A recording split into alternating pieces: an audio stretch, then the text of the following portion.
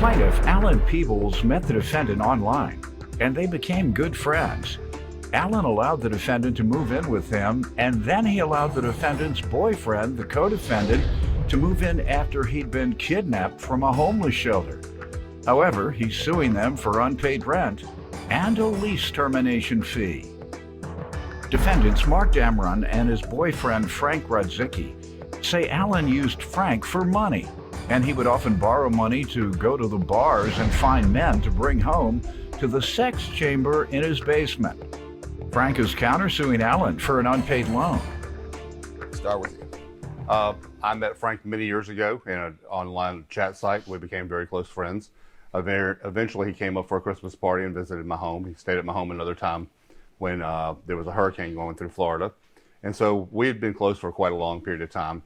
He'd been in an abusive relationship. So during that period of time, I offered to let him come move in with me, and he did. In December of this past year, I believe it was, that he met Mark, and their relationship began to blossom as well. And during that time, Mark, at some point, ended up in a homeless shelter. And so Frank began to talk about moving Mark up to the house. And at first, I wasn't very excited about that idea. So eventually, a unique situation occurred where, unfortunately, Mark ended up becoming kidnapped. And having worked with homeless shelters and stuff, that was the straw that broke the camel's back for me, because I felt like he needed a safe place to live, just like Frank needed a safe place to live. I'm suing. Give me the kidnap story. I want to see. Probably I want to see what you went for. Go ahead. But Mark can probably tell that story better, because that was about him. Go ahead. So you moved him in after the kidnap story. Yeah. The day after he had signed, I believe it was the day after he had signed the lease, is when there was a big blow up where he referred to himself as in the B word. And I was like really shocked, and he read me the riot act. So I'm suing for. I know what you're suing. Let me hear from you. Yes, Who wants to speak first? Your Honor, I'm sorry. Your Honor, I feel like the only reason we're here is because Mr. Peebles was draining Frank of every penny he possibly could. For this, for that, just everything. He even borrowed money off of him to go to gay bars. He'd pick up men. He'd bring them back to. Wasn't he staying in his house? Both of us. When all this was happening, was he staying with him? Yes. All right, so why didn't he just move? If he was abusing him so bad, why didn't he move? Well, or better yet, why didn't you advise him to move? Oh, I'm sorry, you were kidnapped, so you couldn't tell him. Plaintiff Alan Peebles is suing his former roommates, who claim Alan had a sex chamber in his basement. Go ahead. Mr. Peebles got mad because I put a stop to him borrowing money off of Mr. Rodzicki all the time. It was money for this, it was money for that. What? Money for rent, money for food, money for utilities, money that everybody should pay when they're living under another person's roof? That's the money you're talking about? No, sir. What money? Money, how much was he paying for rent? I paid $600. How much was he paying? You're speaking for him. $600. $500. $500. We were supposed to split the utilities, but that never happened. I paid all the utilities out of my That's not funds. true either. All utilities. I made him a loan. I got several checks here. I paid for his. Why didn't you move then? I don't know. I was. Okay. I feel intimidated, and I felt like I was trapped. Alan has no income. I mean, I was paying everything. To this, sir? Yes. I'm a realtor. I do have income, and I was having a very difficult time at the time. But let me make something abundantly clear. Before he moved in, I already noticed that when he'd come up to visit during the hurricane, that the transference, having been a social worker for many years, the transference from his abuser to me had already begun. So his belief that I was being abusive is in his head, because I was busy taking care of him when he almost died and ended up in respite care. And how did it go when they were living there? Tell me. It was only a couple of days before they'd already decided, after signing the lease, or after Mark had signed the lease, that he was ready to get the heck out of Dodge. 2 days after moving in or Yes. signing the lease, they right moved after out? signing the lease, it was already planned that they would be moving. No, when did they move out? How many days after? Approximately 2 or 3 days. May I speak? Yeah. He told me that he wanted me the hell out of his house. He told Frank. Why? "Get What me did he the say? hell-" Why? What did he Because accuse you I of? stopped the money that he was mooching off of You Frank. stopped it in 2 days? I lived there from the 1st, Your Honor, until the 14th. 14 days. I was there for 2 weeks, was it.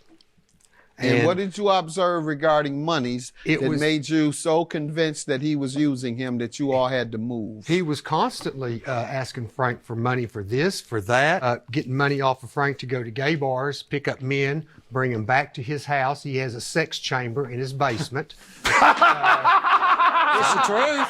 It's the truth. This story is getting wilder and It's the wilder truth, as it Your goes on. Hey, what goes on in the chamber? You better ask him. He knows more about it than I do. I don't even know what he's talking I may about. have to call my wife, tell her to set one of them extra rooms up. Call the contractor. Call the contractor, set it up. I guess it got set up with all that money I was getting. Who knows? And Frank, what do you say about moving? Because he was telling him that he could not be in the house. He saw what I was doing for Alan. He would intimidate me, and I would give him money. I would, for anything he wanted. I was paying, bills. I would even, he wrote a promissory note for the $6,000 check, which I have here. And What did he tell you even- needed $6,000 for? He claims it was to pay off his credit card in order was in the to process. refinance his house. That's true, sir. Yeah, I'd have told him to stop paying too. You have a point there. So there Alan was would no not give me coercion a here. copy of the promissory note. You at that have it? point. I have a copy of it now. Yes. Yeah. So you got your May I copy. speak, Your Honor? Yes. He goes on about he's suing me for a 6 months lease. I have right here the rent receipt that Mr. Peebles wrote out to me. It says month to month, no lease. Do you want to know that? Here's a copy of Lisa. Do you want to look at this? Yes, you can hand me that. Doyle, let me have what this gentleman. I don't know what's been added to that. That's what he's going to hand It's me. your I'll writing. look It's at it. your I'll look at writings. it. Month to month, City no of East lease. Point for utilities. We time. split the utilities.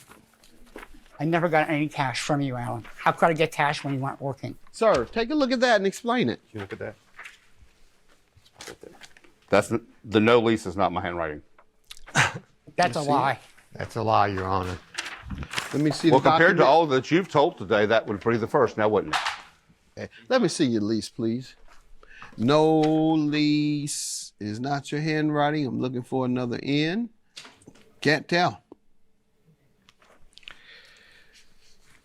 And it's your We burden wouldn't to be prove. here if they would have just given me notice. Early termination. Upon 60 days written notice, shall terminate this agreement provided that the tenant pays a termination fee equal to $1,200 or the maximum available by law. That's part of your claim, right? Yes, sir. Left without notice or without 2 months notice, 60 days, and therefore owes $1,200. That's in the lease. Who signed this? Who signed this lease? I haven't been signed able- that lease. All right, well, then that's who's Frank had a liable, month Mark. to month, though. So he still had to give his notice that he was leaving. Plaintiff Alan Peebles is suing his former roommates, who claim Alan had a sex chamber in his basement. Can I see your ID today? You have your ID? Here it is.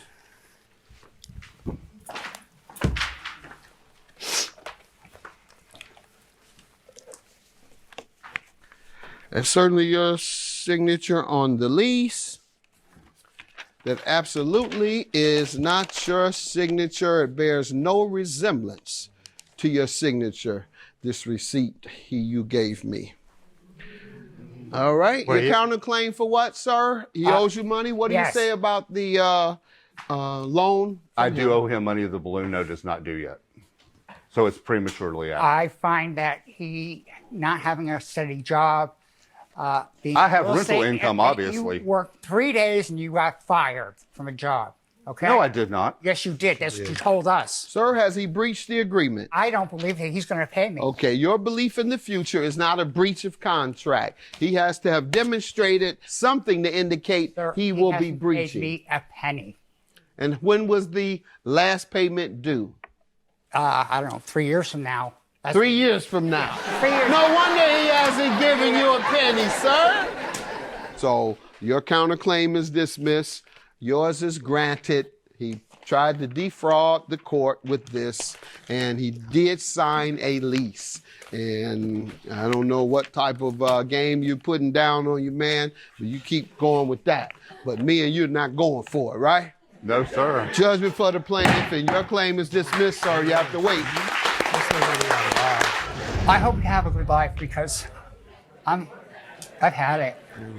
And I still expect that $6,000 to be paid for as the promissory note states. Otherwise, I will be bringing you to court again.